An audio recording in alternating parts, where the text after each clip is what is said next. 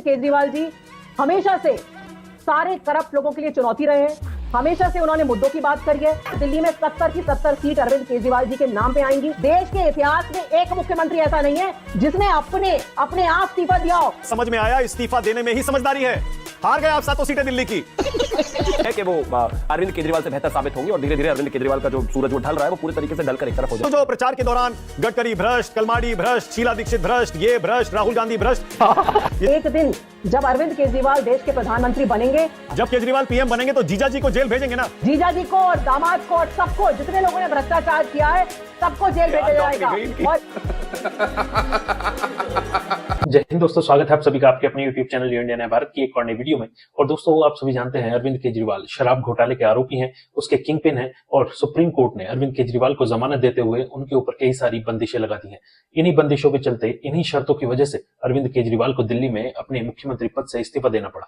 दोस्तों आज की इस डिबेट में शिवम त्यागी और रीना गुप्ता जो कि आम आदमी पार्टी की प्रवक्ता हैं, उनके बीच में एक बड़ी ही शानदार बहस हुई। मानक गुप्ता ने भी इस बहस में बड़े मजे लिए। दोस्तों ये वीडियो बड़ी ही शानदार होने वाली है, तो इस वीडियो को एंड तक देखिएगा। और अगर आपको वीडियो अच्छी लगे तो वीडियो को लाइक करके चैनल को सब्सक्राइब जरूर कीजिएगा। तो चलिए वीडियो को साथ में एंड तक देखते हैं। Thank you.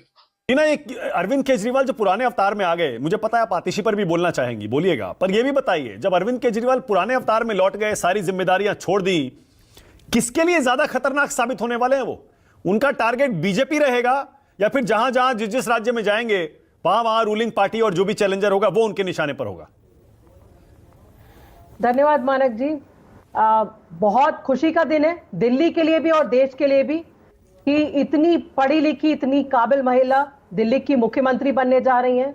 और सिर्फ इस वजह से कि वो काबिल हैं, इस वजह से नहीं कि उनके माँ कौन है, उनके माँ बाप कौन है या उनके पति कौन है, सिर्फ अपनी प्योर काबिलियत की वजह से आज वो दिल्ली की मुख्यमंत्री बनने जा रही हैं। लेकिन शिवम त्यागी जैसे लोगों ने उनके माँ बाप की बात करके अपना असली कैरेक्टर दिखा दिया। जैसे कि इनके नेता पूरे 10 साल से सिर्फ ये बात कर रहे हैं कि कौन क्या पहन रहा है, कौन क्या खा रहा है, किसका पिछला क्या है, अगला क्या है। प्रेजेंट में रहिए। यही सारी गाली गलौज की वजह से आपको इस बार देश की जनता ने कितनी सीट दी है ये आप भी जानते हैं। और आपको जहां तक दिल्ली की अरविंद केजरीवाल जी की बात है, अरविंद केजरीवाल जी हमेशा से सारे करप्ट लोगों के लिए चुनौती रहे हैं। हमेशा से उन्होंने मुद्दों की बात करी है।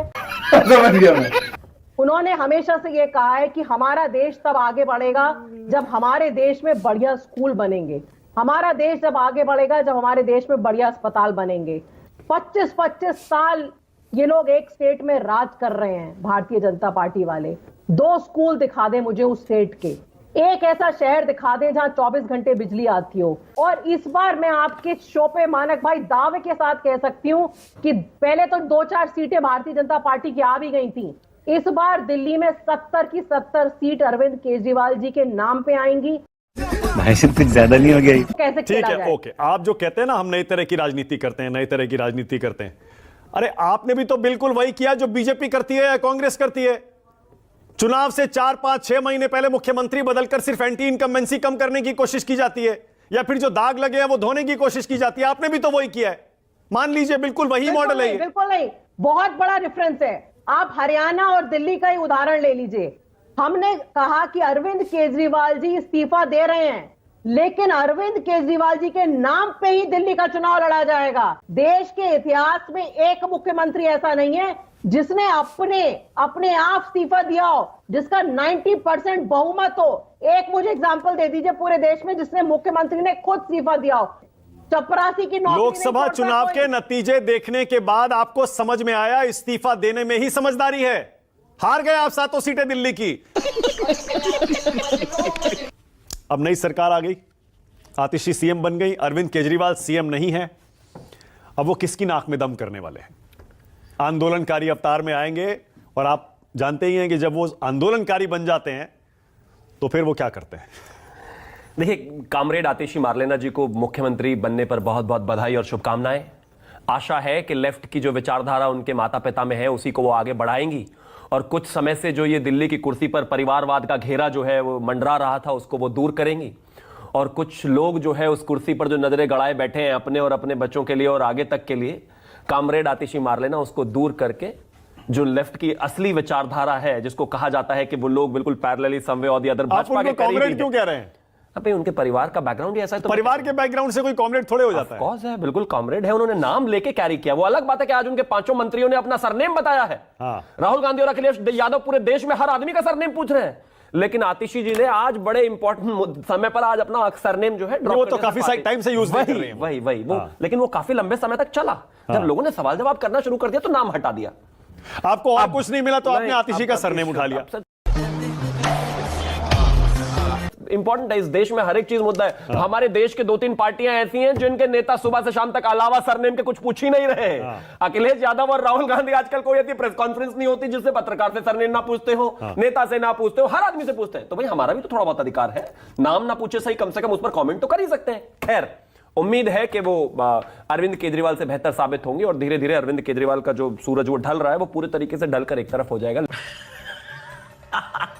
एक वो महिला जिन्होंने 15-15, 16-16 पोर्टफोलियो संभाले हो और बखूबी संभाले हो, जो इतनी काबिल हो, उनको आप लाइट वेट बोल रहे हैं, तो ये सिर्फ महिला विरोधी मानसिकता है और कुछ भी नहीं है, पहली बात।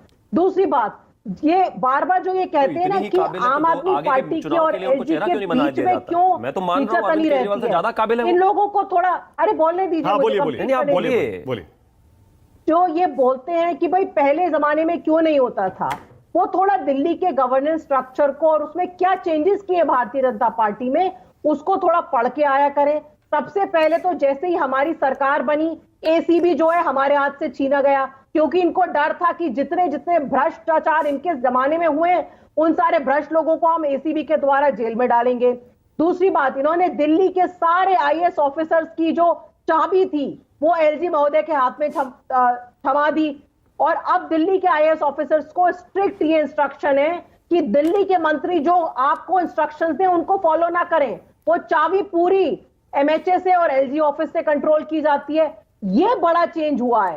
उसके बावजूद हमने लगातार दिल्ली की जनता के काम करते आए हैं, चाहे उसके लिए हमें धरना देना पड़े, सीसीटीवी कैमरा लगवाने के लिए हमें रीना, ओके रीना, आप ये जो बार बार नैतिकता की बात करती हैं, कम से कम इतना तो मान लीजिए, राजनीति में आने के बाद नैतिकता नहीं व्यावहारिकता चलती है, प्रैक्टिकलिटी प्रैग्मेटिज्म चलता है, ये आपने भी मान लिया, स्वीकार कर लिया। तभी तो जो प्रचार के दौरान गडकरी भ्रष्ट, कलमाडी भ्रष्ट, शीला दीक्षित भ्रष्ट, ये भ्रष्ट, राहुल गांधी भ्रष्ट, ये जब बोलते थे आप, उसके बाद माफिया लिख के दी और आज उन्हीं के साथ आप गठबंधन में है। मान लीजिए राजनीति की जरूरत है, इसीलिए लालू जी के साथ मंच भी शेयर करना पड़ता है, मान लीजिए आप। देखिए, गठबंधन जो था मानक जी, सिर्फ भारत के संविधान को बचाने के लिए था, क्योंकि भारतीय जनता पार्टी लगातार ये कह रही थी 400 से ज्यादा सीट आएंगी तो हम संविधान बदलेंगे। इनके नेता ऑन रिकॉर्ड ये कहते हुए पाए गए थे कि हम संविधान को बदलेंगे। तो अगर संविधान को खतरा हो, उसके लिए वो एक गठबंधन बना था। उसके अलावा नहीं, मैं 2024 चुनाव की बात नहीं कर रहा हूं। आप ये गठबंधन बहुत सालों से करते आ रहे हैं। आपने शुरू के 2-4 साल में जो सबक सीखे थे, पहले सब पर आरोप लगाए, उसके बाद आपको समझ में आ गया ऐसे राजनीति नहीं हो सकती। और आज हालत यह है कि आज आपने पूरी तरह से स्वीकार कर लिया है, नहीं राजनीति ऐसे ही होती है।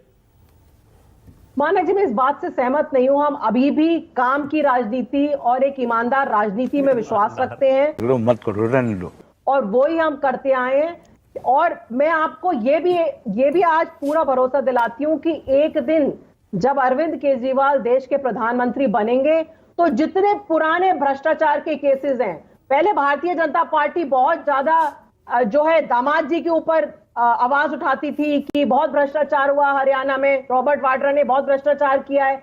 अब तो सारी एजेंसीज मोदी जी के हाथ में। पिछले 10 साल से हमने कोई भी मूवमेंट क्यों नहीं देखा? अच्छा, बहुत बढ़िया रीना, केजरीवाल जब पीएम बनेंगे, जब केजरीवाल पीएम बनेंगे तो जीजा जी को जेल भेजेंगे ना? जीजा जी को और दामाद को और सबको, जितने लोगों ने भ्रष्टाचार किया है, सबको जेल भेजा जाएगा। और एक एक को जेल भेजा जाएगा मानक जी, एक एक को, चाहे वो किसी भी पार्टी का हो, चाहे वो किसी भी पार्टी का हो, चाहे वो इंडिया गठबंधन का भी हो। बिल्कुल, जिसने भ्रष्टाचार किया है, जिसके खिलाफ भ्रष्टाचार प्रूव हुआ है, उस सबको जेल भेजा जाएगा।